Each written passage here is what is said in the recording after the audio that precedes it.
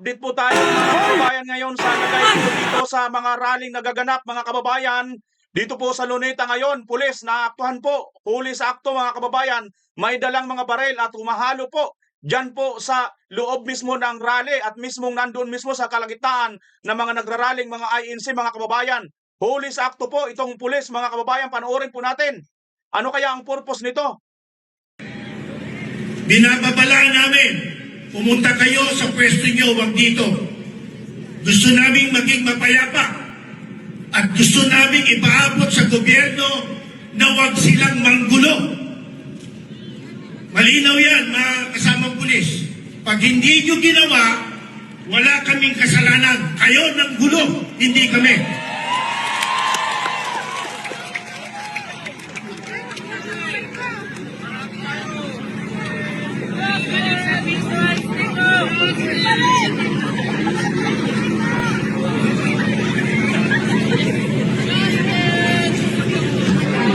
Mga kapulisan, mapayapa ito. Nagpaalam kami sa gobyerno, may permit kami. Nakipag-tikinig. Huwag kami ang titikan mo.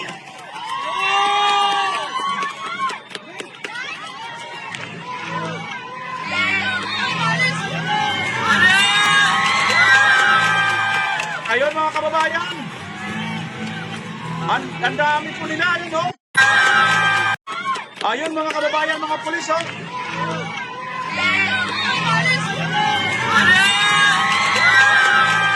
Ayan oh. Ang dami po nila mga kababayan at mismo po yung kanilang general po yata dito ang nagpaalis sa kanila sapagkat hindi daw po dapat na nandyan sila. Armado po ang mga pulis na ito mga kababayan. Well, wala naman po talagang problema kung armado ang mga kapulisan. Kaya lang mga kababayan, hindi po sila kasama dapat dyan. At hindi po dapat sila nandyan. Bakit po sila nandyan? Ang pwesto po dapat ng mga kapulisan, ito po ay nandoon sa mga perimeter. Ayon po dito, no, sa napagkasunduan ng rally ng po ng INC na ito. So ano po ang purpose nito mga kababayan? At ang mga detalye po nitong pag-uusapan natin, naku po, matindi mga kababayan. Mayroon po tayong nakitang post, mukhang mga kababayan, si Trump ay nagsalita na yata mga kababayan at ang international, mayroon na po mga nagsasalita mga kababayan, mga NBA player. NBA player mga kababayan, naku mga kagulat, mayroon pong mga nagsalita, mga NBA player mga kababayan, plus ito pa pong si Trump mukhang nagpaparamdam na. At ang isa po sa matindi nating papansinin ngayon mga kababayan ay ang post no na kanina pa daw po yatang madaling araw mayroon na pong lumipad, tumakas na galing Malacanang mga kababayan. Hulaan niyo po kung sino po ito, ha? Sino kaya ito? At mukhang kanina pa po no mayroon pong naispatan na wala na pong katigil-tigil ang lipad papuntang Singapore ng mga eroplano.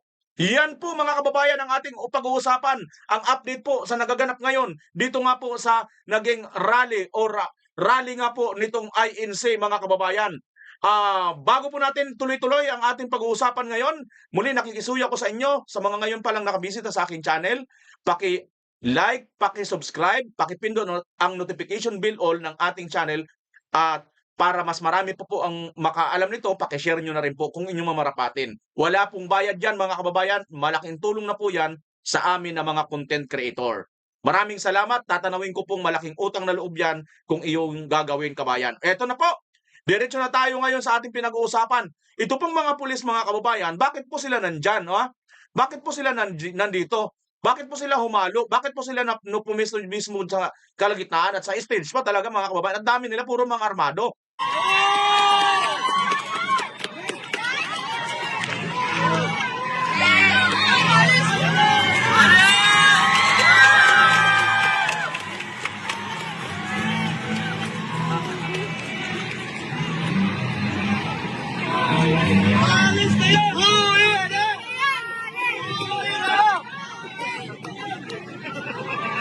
Hayaan nyo mga kapatid na umalis silang mapayapa. Hayaan nyo. Sa patay sigaw nyo, umalis silang mapayapa. Sumusunod lang ang mga yan sa order na balik. Ayan o. Do not follow an illegal order.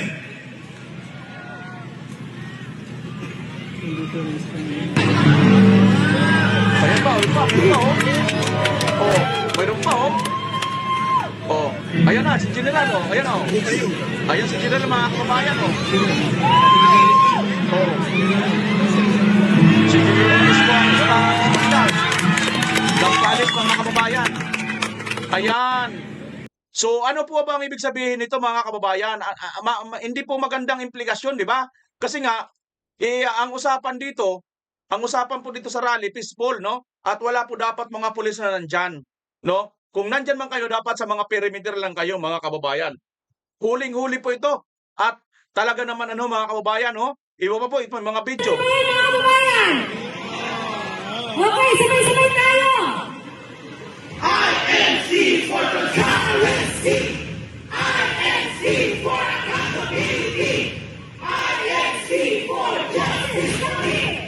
Grabe ang fast! Ayan nyo, sa patay sigaw nyo, mali silang mapayapa. Sumusunod lang ang makayan sa order na mali. Do not follow an illegal order. Sino nag-order nito, mga kababayan? Sino ba yung head ngayon ng PNP? Wala na si Tory, di ba?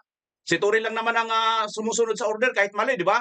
Nasaan na si Tory ngayon? Sino nang nag-order sa kanila, mga kababayan? Ayon dito sa salita, sumusunod lang sila sa order na mali.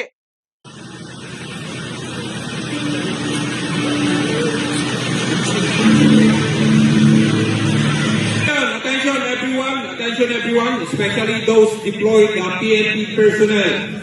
Please, doon lang kayo sa perimeter, outside perimeter, kasi doon kayo dapat nagbabantay. Huwag kayong humalo dyan sa loob ng mga kapatid ng Iglesia ni Cristo. This is the Regional Director of NCRPO.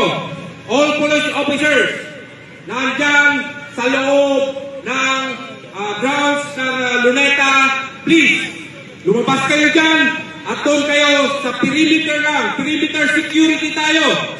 Hindi dapat kayo dyan kasi hindi kayo kasali sa rally. Please lang. Get outside of that ground. Doon kayo sa perimeter para masiguro namin ang kaayusan at kaligtasan ng mga kapatid natin sa Iglesia ni Cristo. And in 10 minutes, I want everyone, if ever kung mayroon man dyan na nakahalo na uniform personnel, in 10 minutes, dapat andyan kayo sa outside perimeter security. Thank you. Yan, mga kababayan, huling-huli sa akto po itong mga lumubog po na mga pulis, no? Ito pa po, mayroon pa po tayong mga video dito, ito. Binababala namin, pumunta kayo sa pwesto nyo, wag dito. Gusto naming maging mapayapa. At gusto namin ipaabot sa gobyerno na huwag silang manggulo. Malinaw yan, mga kasamang pulis. Pag hindi nyo ginawa, wala kaming kasalanan. Kayo ng gulo, hindi kami.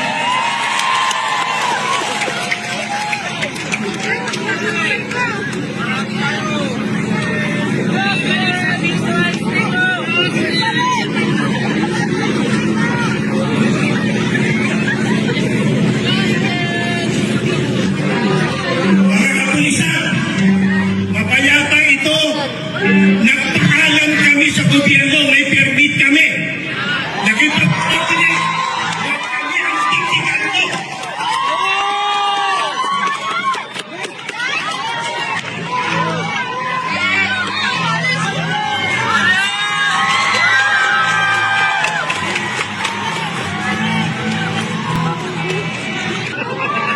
Hayaan nyo, mga kapatid, na umalis silang mapayapa.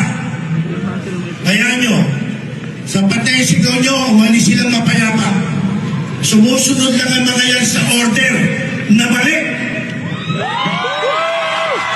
Do not follow an illegal order.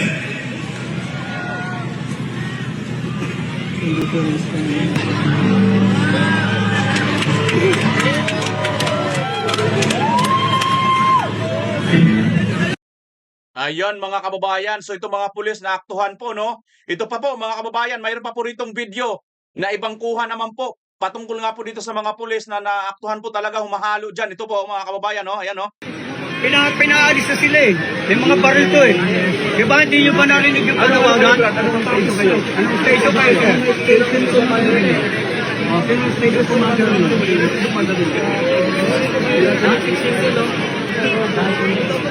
Pero mo, tinayo pa kayo rito. Dayo pala sila, hindi sila taga rito. May mga baril eh. OMG mga kababayan. Pinaalis na sila. Pinaalis na sila pero hindi pa rin po sila umaalis. Anyan no, may mga baril. Humalo sila talaga yan no, sa gitna ng rally mga kababayan. At ito pa no, hindi daw po sila taga rito mga dayo. Hindi sila taga dyan sa Manila na mga pulis.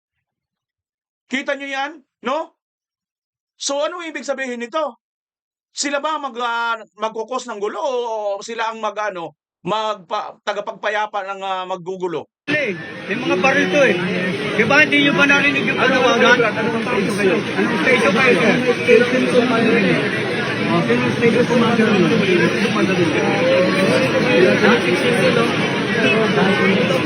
Pero mo, tinayo pa kayo rito. Dayo pala sila, hindi sila taga rito. May mga baril eh. Yan mga kababayan, maliwanag ha. Dinayo sila, hindi sila taga rito, no? At parang dineploy lang po sila dyan na may mga pulis, ihalo po sa mga nagraraling INC dyan po sa Luneta. Ano ang ibig sabihin at implikasyon nito mga kababayan? Paano kung bigla na lang po mayroon dyan bigla na lang po dyan sa sobrang siksikan, di ba mga kababayan? Magkaroon dyan ng kumusyon ng konti, may mga hawak na baril yan, paano yan? Pag bigla na lang, di ba? Hindi ko naman sa sinasabing mamamaril na lang basta. Paano nga yan pag, siyempre magipit yan. Hindi, siyempre gulo na yan mga kababayan. Ano ibig sabihin nito? Paano yan? Di ba? Naku, napakadelikado nito mga kababayan. Ayan, kitang-kita nyo yan ha. Ito pa, may video pa po rito. Iba't ibang mga video po ito mga kababayan. No? Tingnan nyo po itong mga video na ito. Oh, tinanggalan ko lang po ng sounds. Tingnan nyo po ito. Ayan no? Tingnan nyo ha, tingnan nyo. At ito, kalagitnaan po ng mga tao ha. Kalagitnaan ng mga taong naglalakad. Pero makikita nyo po rito ngayon, yung mga pulis na nakahalo talaga dito. Kamukha nung kanina, itong last kong pinapanood sa inyo. Ayan no? Ayan no, mga kababayan no? Ayan no? Ayan no? Oh, nakahawak siya sa baril no? Nakahawak sa baril mga kababayan no? Nakita nyo yan? Ayan no? Oh, nakahawak siya sa kanyang baril no? Bakit nakahawak siya? Parang naka-ready no? Ayan o, ito to. Tingnan mo ha. Nakahawak siya sa likod ng kanyang kasama. Ayan o. Tapos yung kaliwang kamay niya, nakahawak din sa baril niya. Oh. Ayan mga kababayan o. Nakaganon siya o. Ano ibig sabihin nito? At ayan o, nasa gitna sila ng mga tao na nagkakatipon-tipon ng mga taga-ANC, no? Na nasa Luneta. Nasa gitna ito mga kababayan. Ano kaya ang ibig sabihin nito? Ha? Bukod pa pala yung nasa stage mga kababayan, mayroon na po pala rito. At mayroon pa pong iba doon na nakita. Di ba? Ang dami po pala nilang pinalubog ng mga pulis dito ng mga mismong kabaril. Di ba? Madalas naman natin nakakakita tayo ng ganito mga kababayan, yung mga pulis, nasa mga perimeter lang naman sila or nakabarakada sila or nandun sila sa mga gilid-gilid, di ba? Hindi talaga sila usually na nandiyan sa gitna or sa mismong na it seems like parang kasama sila sa rally. Kahit hindi naman talaga sila kasama sa rally, di ba mga kababayan?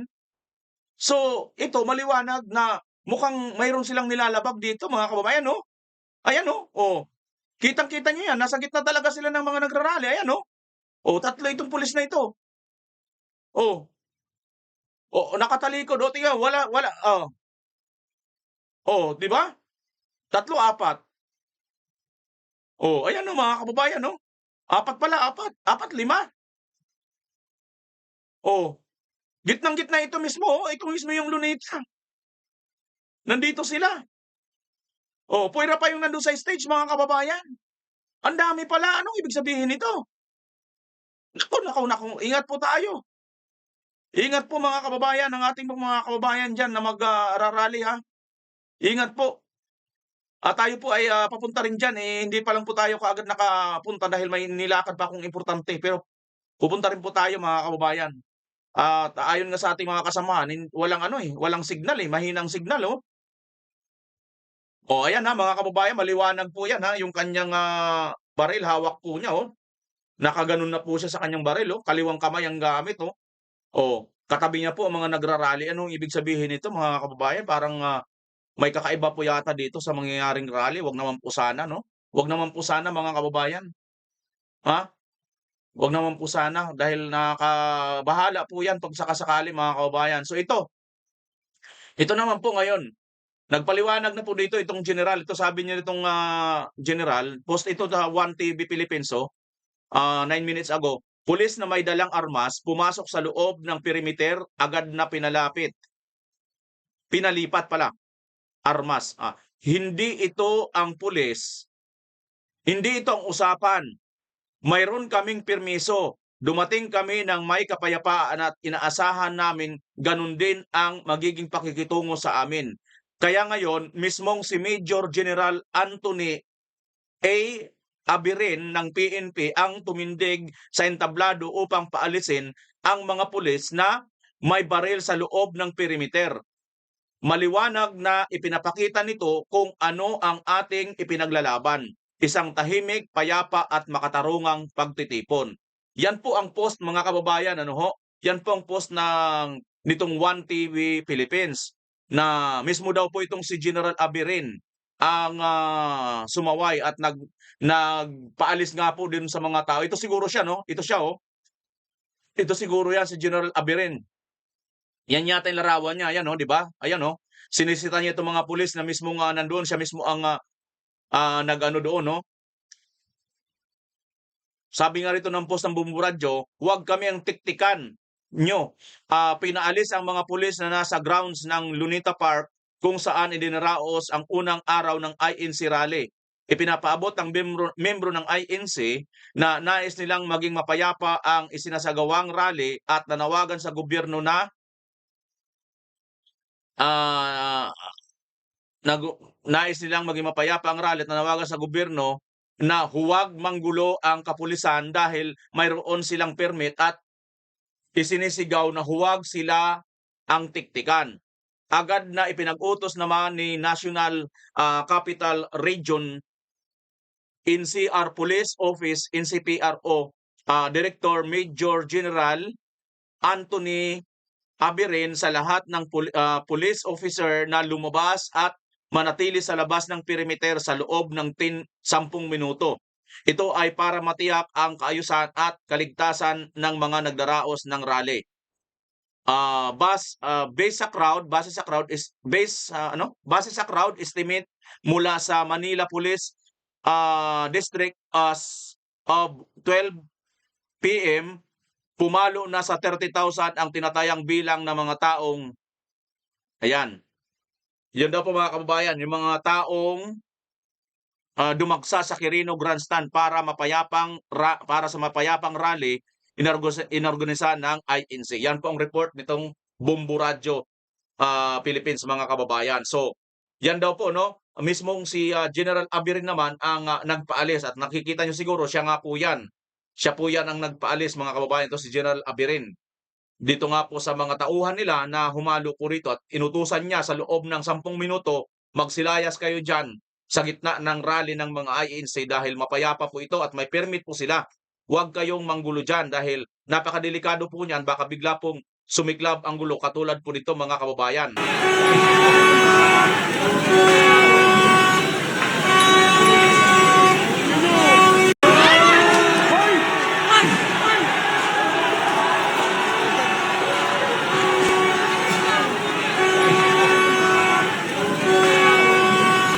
At dahil dyan mga kababayan, ito pong si Marcos Jr. ay nagsalita na po patungkol po dito sa video na inilabas ni Saldico. Panoorin po natin ang kanyang sagot mga kababayan. Mr. President, just sir, comment po on Saldico's accusations po, sir. Let me talk about it. If you want to talk about the storm, we'll talk about that. I don't want to even dignify what you say. Can we talk about the security?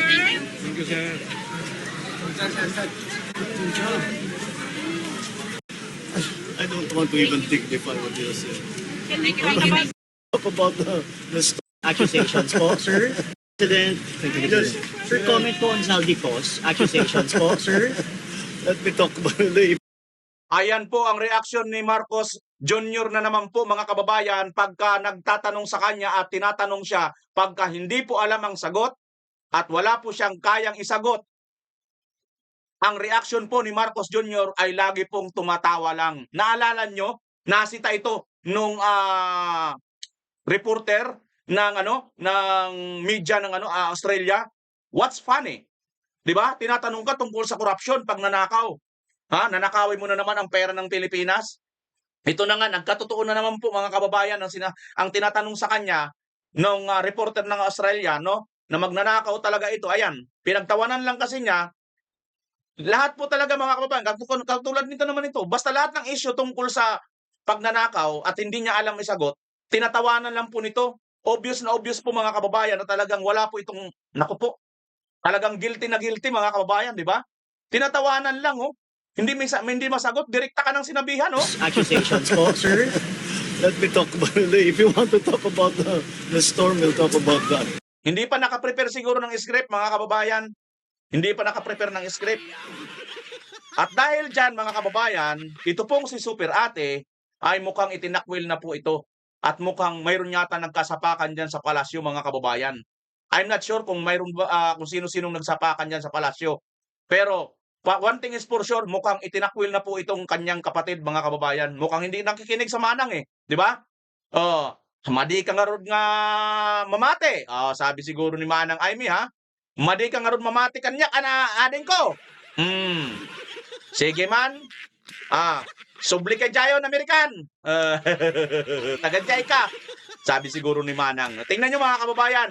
Ang ginawa po ni Manang ngayon, nakiisa po sa rally, mga kababayan. Naku, nakakagulat po ito. Nakiisa si rally, si Manang Aimee. Ano kaya sisigaw ni Manang Aimee pag pumunta dyan, mga kababayan? Ito, panoorin natin. Ito po.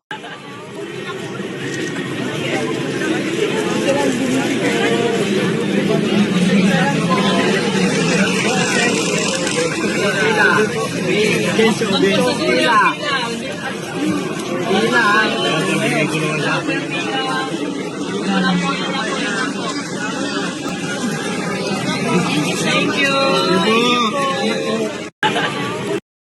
Ayan mga kababayan, si Manang Aimee pala ay pinanser. Pinanser po patungkol dito sa mga maliliit na merienda para po sa ating mga kababayan na nagrarally. Naku po, naku po, naku po, naku po. Ano naman kaya masasabi dito ni Auntie Claire? Kasi 'di ba, si Gobernador Chavit Singson ay sinasabing pinanser daw dahil nagpakain ng lugaw. At ngayon andun na naman si Gobernador Chavit Singson sa may EDSA, nagpapakain na naman po ng lugaw, mga kababayan. Kagabi nakita ko na sa mga post ng ating mga kasamahan na mga vlogger, ayun nga, no, nagpapakain po libre ng lugaw, aros kaldo, ito nga pong si Gobernador Chavit Singson. At ito na naman po ngayon si Manang, mga kababayan. Siguro, ito na siguro, Manang, tumayo ka na rin siguro dyan, magsalita ka na rin, ikaw na mismo magsabi, ading ko, Houston, tama na, sobra na, ading ko. Tama na, maawa ka na sa taong bayan. Siguro sana ganun ang dapat gawin ni Super Ate at nang kahit papaano maibsan naman ang galit ng taong bayan dito sa mga apelyido at mga pangalang Marcos at Romualdez na nagwawaldas, nagnanakaw ng pera ng ating bayan. Wala na po, nilimas na po nila talaga mga kababayan taon-taon mula nang maupo ito si Marcos Jr. ng 2022 ay talagang nagkaletse-letse na po tayo. Nakita nyo naman mga kababayan, wala pong project, wala pong magandang nagawa itong si Marcos Jr. Wala po itong may pagmalaki, kundi ang naipagmalaki po niya ay ang mga ghost projects. No? Yan lang po ang kanyang naipagmamalaki mga kababayan. Isang nakakahiya. Nakakahiya na nga ang nangyari doon sa kanyang tatay, mas lalo pa niya ngayon sinilyuhan ang kahihiyan ng pangalang Marcos Romualdez, mga kababayan. Yan po ang isang masaklap na katotohanan, mga kababayan, sa nangyayari po ngayon dito po sa ating bansa. Pinamunuan po tayo ng Marcos Romualdez sindikatong pamumuno. Kaya ngayon, hirap na hirap, lubog na lubog, baon sa utang, walang pandemic. Mga kababayan, wala po, bagsak po ang ating economy, nag-aatrasan ng mga investors, walang investors, ang tourism bagsak, lahat po kinikbakan, lahat po ninakawan, pati PhilHealth, pati ginto, binenta, GSIS, mga pondo ng ating gobyerno, nililimas na po nitong magpinsan na itong mga kababayan. Tapos ngayon, ito, papayag na lang tayo, no?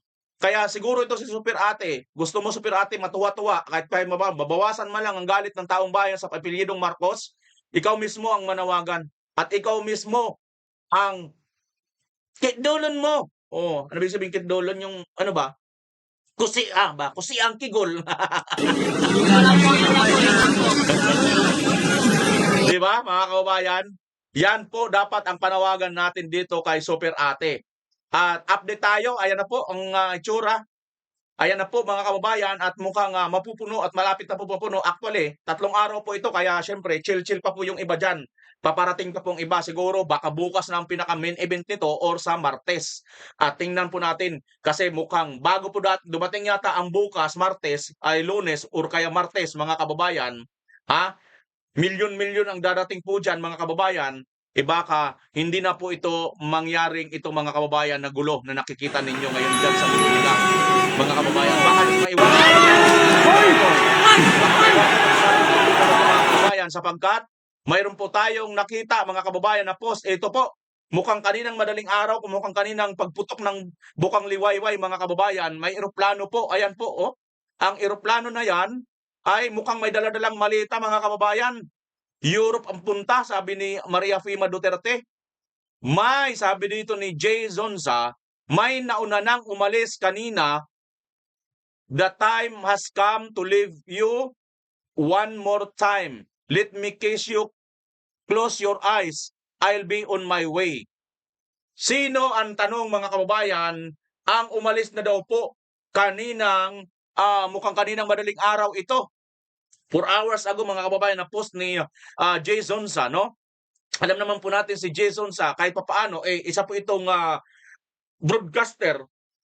Marami-rami din po itong source mga kababayan at ang problema mukhang bitbit yata ang mga mali-malita na ito mga kababayan. Ha? Mukhang nagbitbit yata nitong mga mali-malitang basura. Basurang malita na laman pera. Basura lang ang tinawag ni Gutesa pero ang laman pala nito pera mga kababayan. Lintik talaga itong mga ito.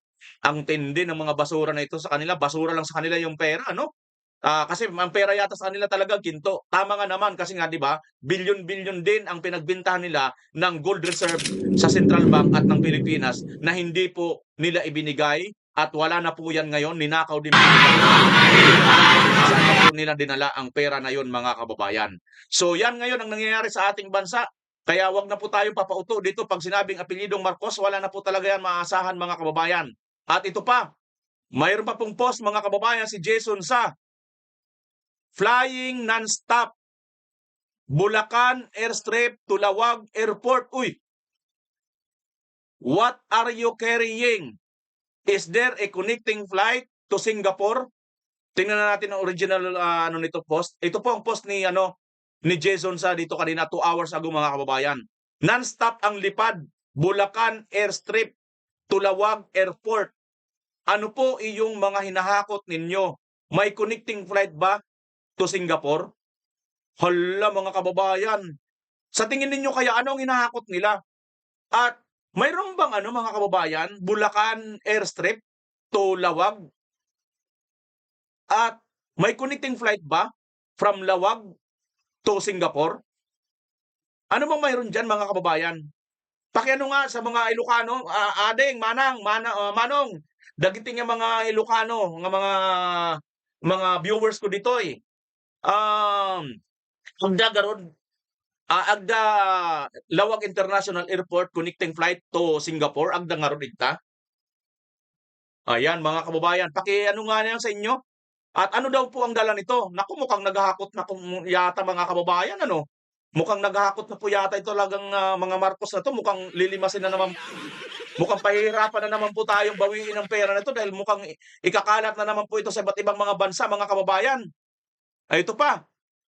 Ano pa bang post dito? Ito, kay Chavit Singson, kanina madaling araw pa, Ito sa EDSA po ito, mga kababayan. Ito yung pinaka-route. Iano nyo na lang po. Screenshot nyo na lang po yung pinaka-route, no?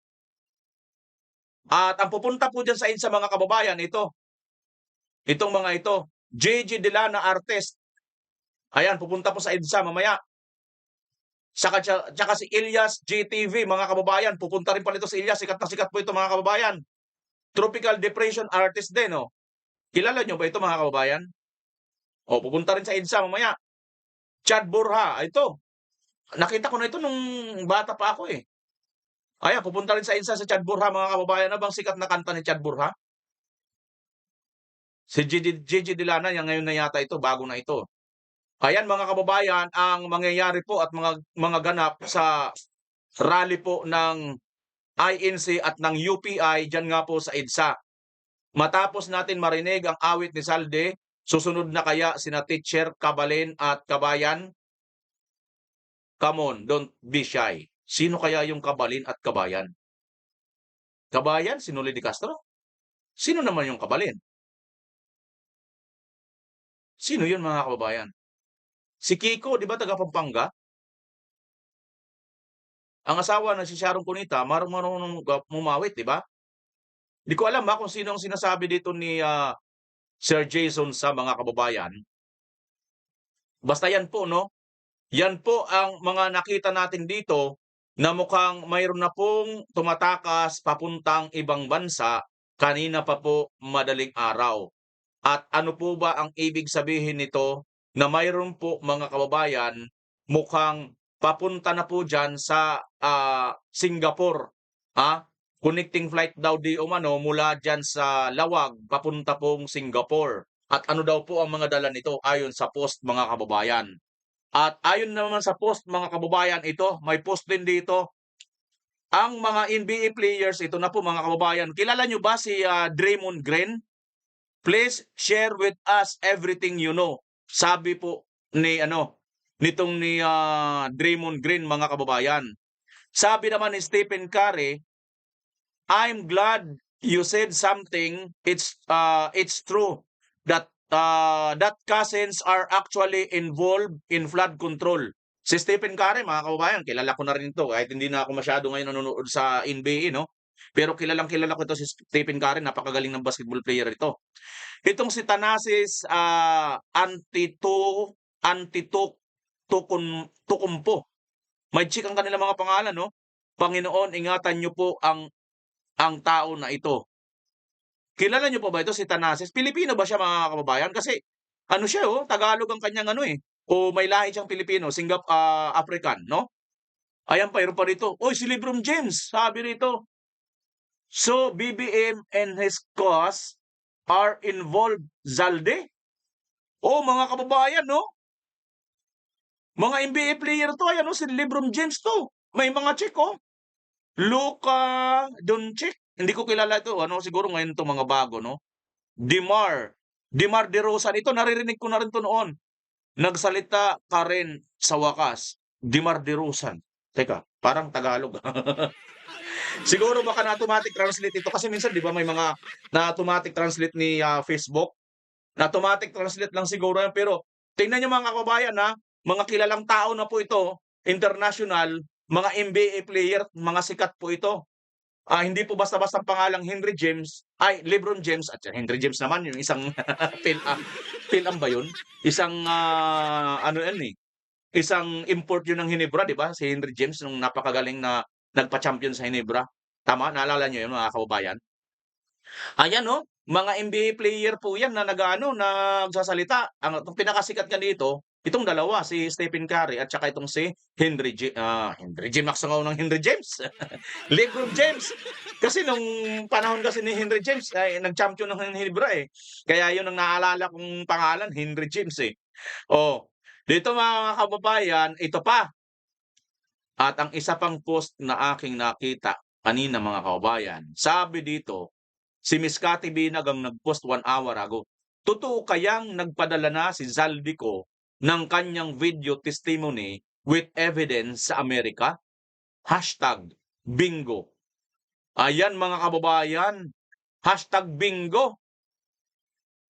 Kaya ba siguro mga kababayan, matabang na ang pakikitungo ni Trump dito kay BBM at hindi kinamayan noong nagkita sila dyan sa Asian Summit?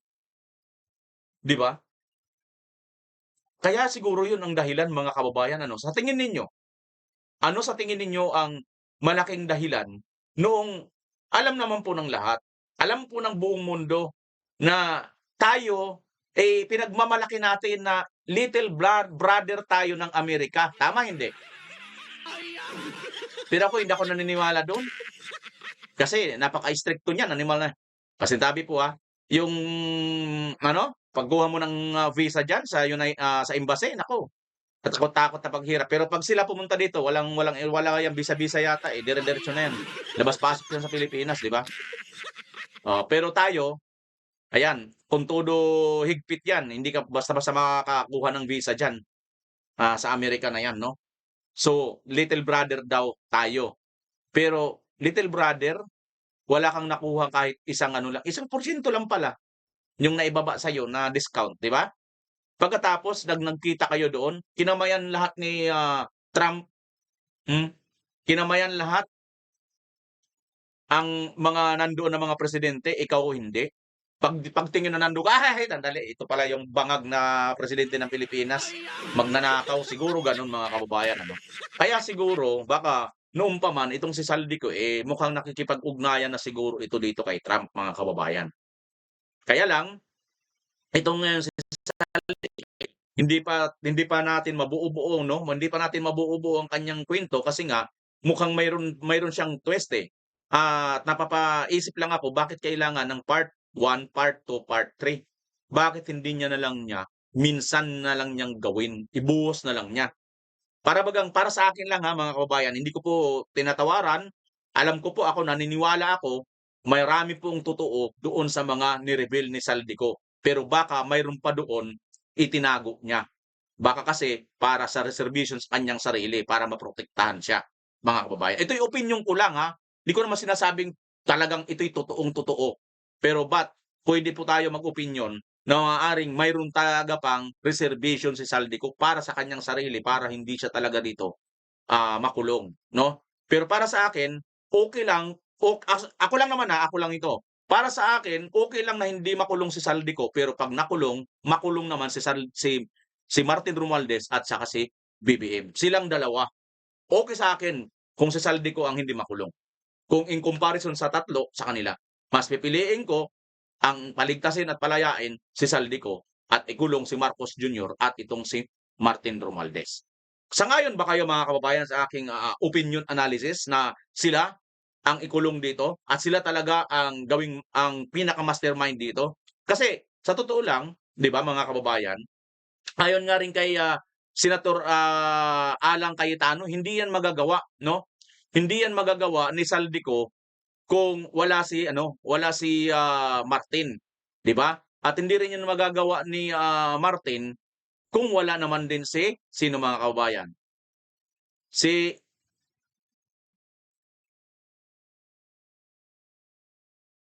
Kung wala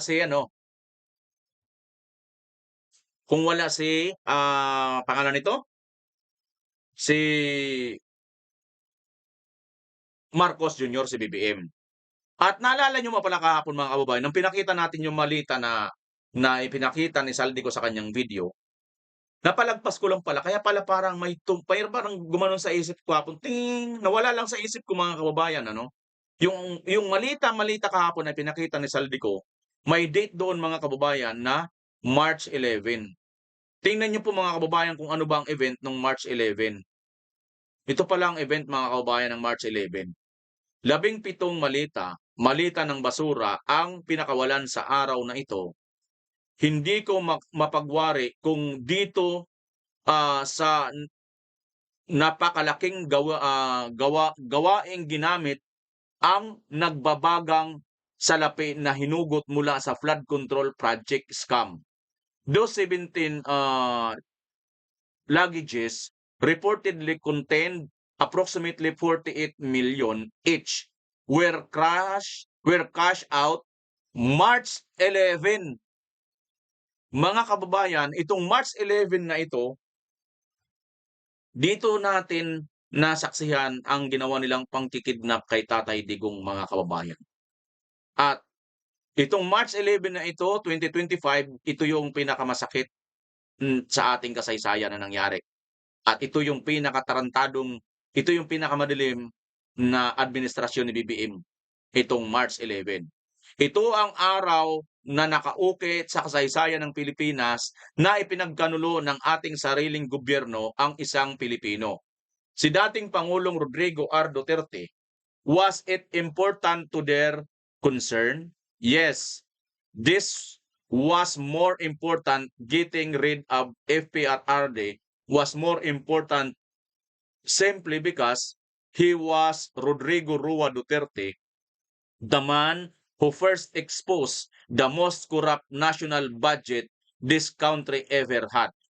Was FPRRD worth 17 language of money? Isang nakakalungkot at nakakaiyak na pangyayari sa ating kasaysayan, isang bangungot na kailanman ay hindi malilimutan. Ayan mga kababayan, yung nasa tarmac o nasa airport po si PRRD. Ayan po yung video, picture. Ayan mga kababayan. Ayan po oh. At yan po ang mga malita. Ito palang malita na ito na nagde-date ng March 11 ay mukhang tumutunog ito. Ay mukhang, sabi nga ng iba, hindi kaya ito ang may kinaugnayan para kay makidnap si PRRD. At itong pera na ito, March 11 nangyari din, pinambayad nila. Hindi natin alam kung sa ICC o kung kanino man mga kababayan. So ito po ang matindi sa ating bansa ngayon. Mayroon po tayong ganitong sitwasyon at pangyayari na kailangan na po mga kababayan matuldukan. Nakita nyo naman, no? March 11 nangyari po ang mga pangyayari ito, mga kababayan. Grabe ano? Ito pa, si Dr. Lorin mga kababayan, ito na po no? According to my source, inside the BGMP, the high-ranking CPP cadres are having non-stop meetings and are constantly on their phones. Parang nasusunog daw mga puwet nila, Vic Ladlad, Adelberto Selva, Wigberto Villarico, etc. O yan mga kababayan, ayon ito kay Lorin Body, kay Dr. Lorin, Ma'am Lorin, no? Mayroon daw po ngayon non-stop meetings na nagaganap, ito pong mga matataas na mga NPA cadres dyan po sa BGMP. Parang inaapoy, nasusunog ang kanilang mga tumbong ngayon dahil na po sa nangyayari ngayon na mukhang bukas makalawa or bukas mukhang si BP Inday Sara na ang papalit na Pangulo. At alam po nila yun na wala na po silang puwang sa bansang Pilipinas dahil kalaban po sila ng gobyerno. Wala po silang dapat ditong magiging kalagayan na maayos dati sa ating bansa. Mga kababayan. Yan po yan ha. Yan pa po mga kababayan. So ito, may mga video pa dito. Sana daw madagdag ang kanyang budget ng Department of Education, Mr. Speaker. Nangako na po si Speaker at ang Chairman ng Appropriations. Ang budget ng Pilipinas ay hawak lang ng dalawang tao. Hawak lang siya ni Congressman Zaldico at ni Congressman Martin Romualdez. Yan ang katotohanan.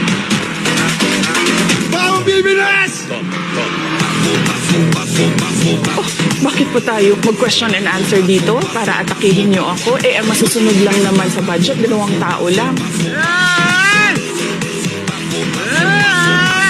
Mo nang tawag sila, now puwarta.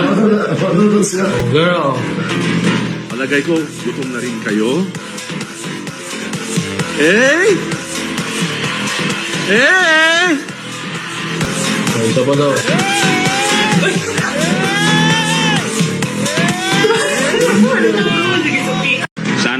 Sana daw madagdag ang kanyang budget ng Department of Education.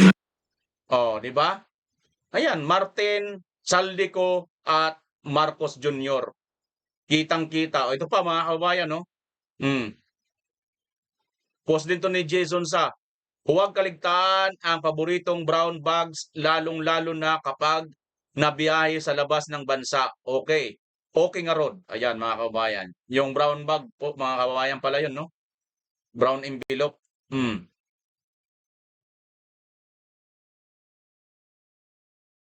Ito pala yung kanina mga kabayan. Oh. Oh, tingnan niyo mga kabayan, no? Si Cathy Binag, oh. Kahapon pala ito, 11 AM, no? May post siya, I love President Donald Trump Jr. Oh, may post palang ganito mga kabayan. Ano kaya? Ano kayang nangyayari? Si Trump kaya bigla na lang makikita natin at magsasalita na? "Oy, bangag! Bangag! Come here! Come here, bangag! Come on! Go back to Hawaii! Bangag! Come here!" Siguro sasabihin na ito ni Trump, mga kababayan, 'no. So, malamang abang-abangan na lang natin 'yan, mga kababayan, ha. Oh, abang-abangan na lang natin 'yan. Mukhang wala na po talaga. SWS Mega Manila survey, 84% says there a lot of corruption. 84% na po ang mga nagsasabing corrupt. Grabe 'no, 16% na lang ang naniniwalang mga bangag. 84% naniniwala talagang corrupt na talagang ating bansa, kinurap na talaga, kinukurakot na pa talaga nila, mga kababayan.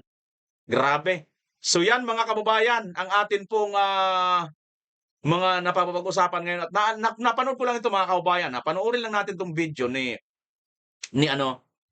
itong si Sara. teka ha, itong si Vice President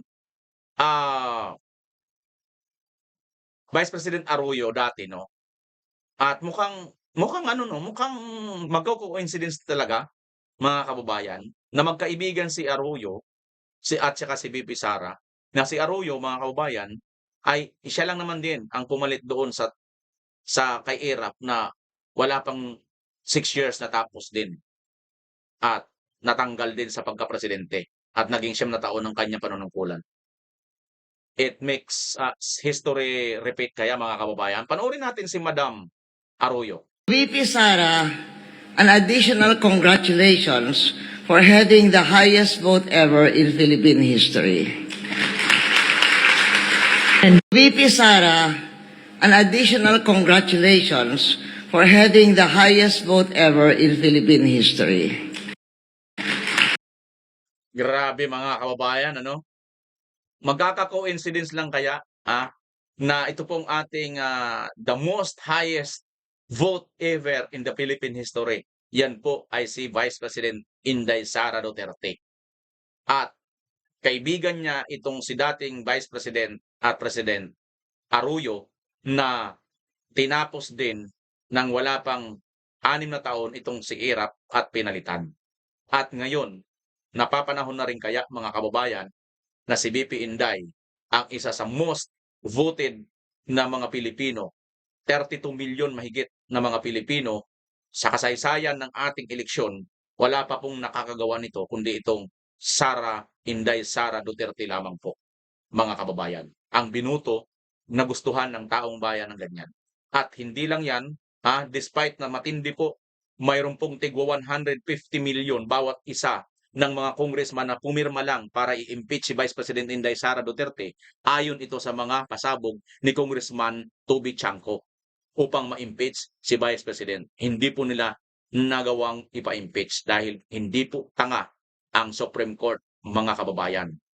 Nako, speaking of Supreme Court, mga kababayan, nasaan na yung post ng Supreme Court? Mayroon akong nakita sa Supreme Court, mga kababayan, tungkol sa Supreme Court. Teka.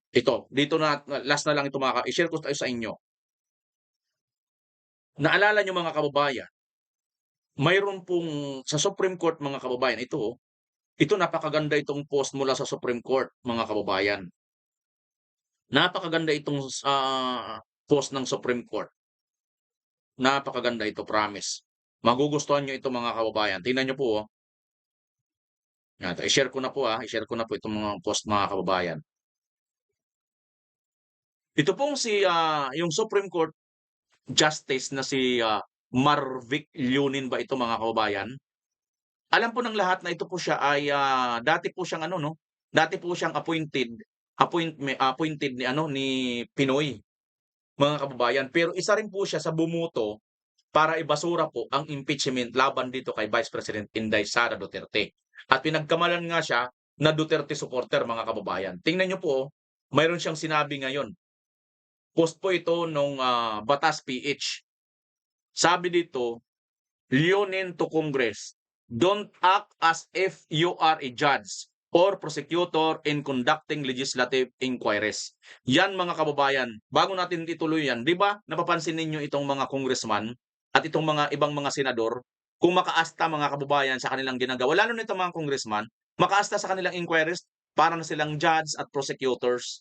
Di ba? Nag-iimbestiga lang sila dyan eh. At pag nag-imbestiga sila, hindi sila po pwede ang maghatol kung sino yung may kasalanan. Isusumiti pa rin nila at mag-recommend lang sila. Filean lang ng kaso. Tama hindi? Eh tayo, ordinaryong Pilipino. Hindi tayo abogado, nakakaintindi pa tayo eh. Itong mga hinayupak na mga congressman na ito, palibhasa kasi, binayaran ng 150 million, no? Para ganyan-ganyan, no? Pumirma. At ngayon nga, sangkot na sila dito sa flood corruption na ito. Ito na ngayon. Bumubukol na sa kanila lahat. Senior Associate Justice Marvic Leonin has reminded the Senate and House of Representatives not to act as a court and prosecutor in conducting inquiries in aid of legislation. Emphasized that the Congress has no power to determine the guilt of the resource persons being invited of the Congress investigations. In his separate concurring opinion to the recent Supreme Court in Bank ruling that dismissed the petitions by pro-Duterte vloggers against the House of Representatives, Tri-Committee, Leonin emphasized that Congress is neither a law enforcement nor a trial agency, and its suggestional investigations in congressional investigation should be related to and in furtherance of a legitimate task of the Congress, which is to enact law. Ayan mga kababayan, no matter how noble the intention of the Congress are, they cannot assume the power reposed upon our prosecutorial bodies and courts the determination of who are liable or a crime or illegal activity, the investigation of the role played by each official. Ayan mga kababayan, so pinapaalalahanan niya po rito ito pong mga abusadong congressman. Na ito nga pong si Marvic Leonin mga kababayan ay senior justice po ng Supreme Court. Mataas na rin po siya, no? Senior na siya, no? Sabagay matagal na siya, panahon pa siya ni Pinoy eh. O, mga kababayan, ako sa totoo lang ito, bagamat ito appointed ni Pinoy, pero isa po ito sa mga nanguna, no, na mag-iboto ng no yung impeachment labang kay Vice President Inday Sara Duterte. So kung titingnan natin, kung ito ay parang namumulitika at parang kinakampihan niya yung mga makapinoy, i-impeach siya si BP Inday Sara kasi karamihan po sa mga liberal nakipagkampihan po kay Marcos ngayon, di ba? At dito kay Martin Romualdez. Ngayon, ibig sabihin, ito, talagang matino ito, neutral ito ngayon gumalaw, di ba? Hindi niya kinakampihan, kundi kinampihan niya lang yung anong tama, anong batas. Kasi totoo naman talaga mga kababayan, impeachment na yun, wala po yun sa hulog kasi nga po pang-apat na yun eh. O, di ba? Pang-apat na yun eh. Hindi nga nila masagot-sagot eh. At biruin mong hinahabol nila doon, 125 million. Naku po, isang malita lang ang yan, dalawang malita lang eh. Kasi ang laman ng isang malita, 48 million. No? Sabihin na lang natin, 3 malita lang. Ay, yung binayad pala. Doon sa pag-kidnap nyo kay Tatay Digong, March 11, 17 malita. Di ilang milyon yun. Yun pala, grabe mga kababayan. Tapos ngayon, ipapa-impeach na si BP Inday. Ang lupit ninyo. Kaya gusto nyong ipa-impeach para wala nang mag-ano sa inyo, wala nang magsita sa inyo. Kasi si Vice President Inday Sara Duterte at si Tatay Digong lang naman ang nagbubulgar ng inyong pagnanakaw sa kaban ng bayan. Mga kababayan, kung kayo po ay pupunta sa mga rally, sa EDSA man, sa INC man, sa Luneta, ingat-ingat po tayo lahat at magmasid po tayo sa palipaligid dahil kamukha ng ating napanood na kanina, mismong mga pulis ay mahalo po na may mga armas na hindi naman daw po dapat nandoon sa loob, kundi nasa labas sila at nasa mga perimeter lang po para mag-secure ng kaayusan at katahimikan sa magiging rally at payapa, mga kababayan. Muli ito si BMR Channel. Pansamantalang magpapaalam, magkita-kita tayo. Kung ano pong yung masasabi sa bidyong ito, paki-comment nyo po dyan sa baba. Pilipinas as always. Bye-bye!